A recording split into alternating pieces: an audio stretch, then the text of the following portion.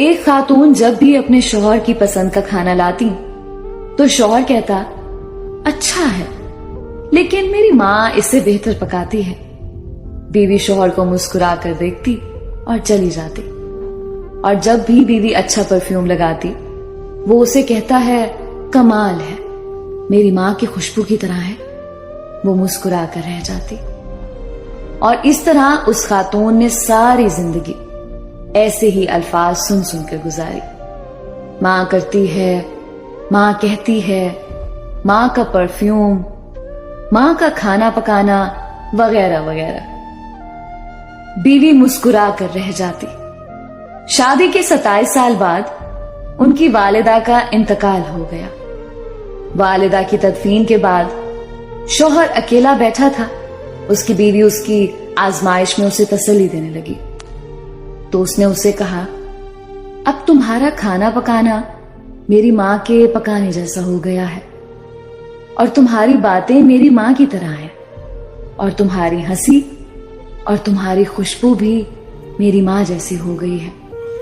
بیوی مسکرا کر بولی وہ کیسے؟ تو شوہر نے کہا میں نے تم سے 27 سال کی عمر میں شادی کی تھی اور ہماری شادی کو 27 سال ہو چکے ہیں. اب تم میری ماں جیسی سوچ رکھنے لگی ہو. بیوی کہنے لگی آپ ریاضی کے پروفیسر ہیں پھر بھی آپ کا حساب غلط ہے.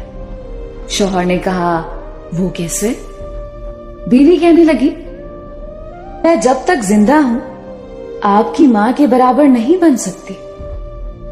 ان کے 54 سال رہنا میرے 27 سال کے برابر نہیں ہو سکتے، اور جس کے قدموں کے نیچے جنت ہے میں ان کے برابر نہیں ہو سکتی.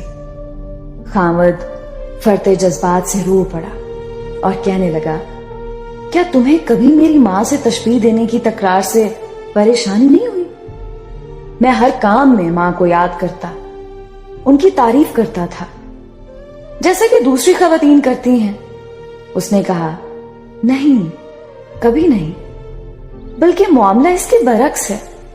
خاوند نے کہا وہ کون سی باتیں ہیں جو تم تمنا کرتی رہی اور میں تم سے پوچھ نہ سکا؟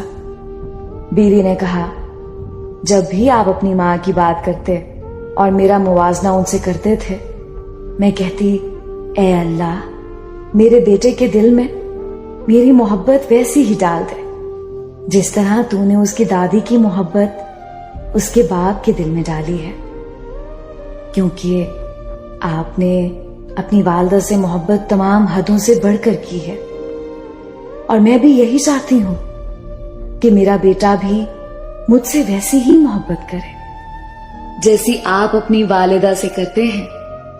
اور میرے سرتاج مجھے آپ پر فخر ہوتا تھا کیونکہ آپ کا بیٹا آپ پر ہی جائے گا. اے اللہ ہمیں والدین کی رضا حاصل ہو. آمین.